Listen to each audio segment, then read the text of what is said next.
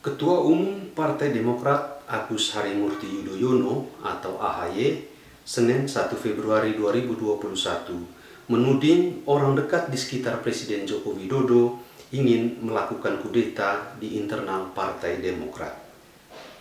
Mengambil alih kepemimpinan partai dari AHY dengan menggelar kongres luar biasa.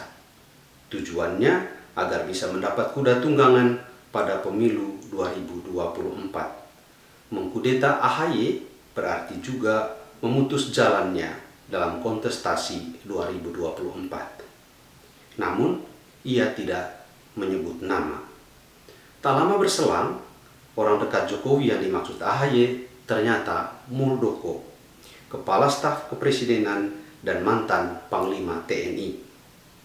Menurut pengakuan Muldoko, benar bahwa dia menerima kunjungan kader dan mantan kader Partai Demokrat.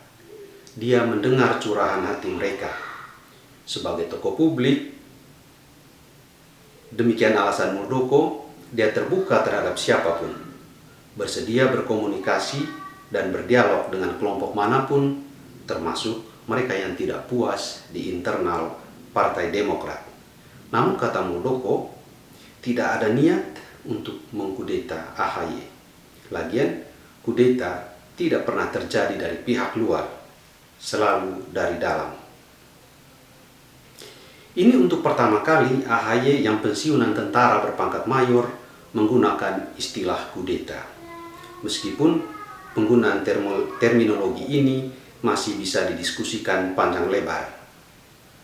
Sebab sepanjang sejarah, kata kudeta identik dengan tindakan militer yang mengambil alih kekuasaan secara paksa dari pemerintahan sipil.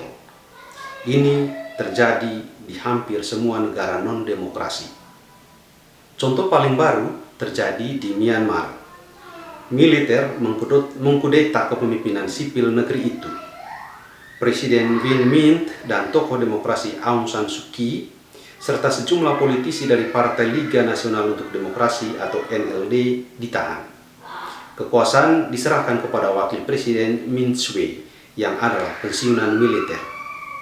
Masih di Asia Tenggara, jejak kudeta paling sering juga terjadi di kerajaan Thailand. Di Afrika, aksi kudeta dalam arti pengambil alihan kekuasaan secara paksa dari tangan sipil oleh militer kerap terjadi. Begitu juga di Amerika Latin, sebelum negara-negara di kawasan itu berhasil menggulingkan kediktatoran militer. Dalam sejarah Indonesia, tidak pernah terjadi kudeta. Dalam buku-buku yang dipelajari sejak sekolah dasar, tidak pernah terdengar dari mulut para guru bahwa pernah terjadi kudeta militer di negeri ini. Bahkan peristiwa pengambil alihan kekuasaan dari Insinyur Soekarno yang adalah seorang sipil menyusul gerakan 30 September 1965 tidak disebut sebagai kudeta. Istilahnya lebih lembut, penyerahan kekuasaan lewat surat perintah 11 Maret atau Super Semar. Ketika AHY menggunakan kata kudeta dalam konteks internal Partai Demokrat, maka hal ini cukup membingungkan, bahkan berlebihan. Seperti kata Muldoko, kudeta selalu terjadi dari dalam, bukan dari luar. Lagi pula, bila kepemimpinan dalam partai diganti lewat mekanisme partai, sekalipun melalui kongres luar biasa, maka itu sah dan konstitusional, jadi bukan kudeta. Nah, bila ditelusuri ke belakang, penggunaan kata kudeta oleh AHY tidak terlalu mengejutkan. Susilo Bambang Yudhoyono atau yang akrab dipanggil SBY, ayah AHY, yang juga pendiri dan mantan ketua umum Partai Demokrat, seringkali menggunakan istilah kudeta selama kepemimpinannya sebagai Presiden Republik Indonesia 2 periode. Meskipun menurut saya penggunaan kata kudeta itu kerap tidak sesuai konteks.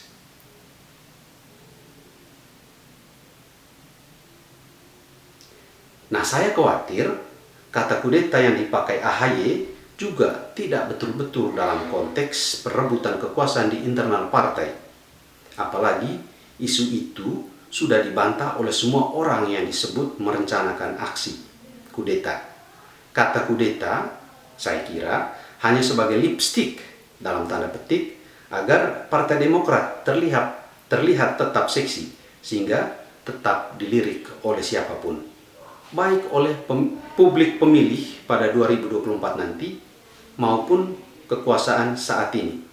Siapa tahu masih ada jabatan yang kosong, atau mungkin Presiden Jokowi akan melakukan reshuffle ulang sehingga ada modal untuk perebutan kekuasaan sesungguhnya pada pemilu 2024 nanti.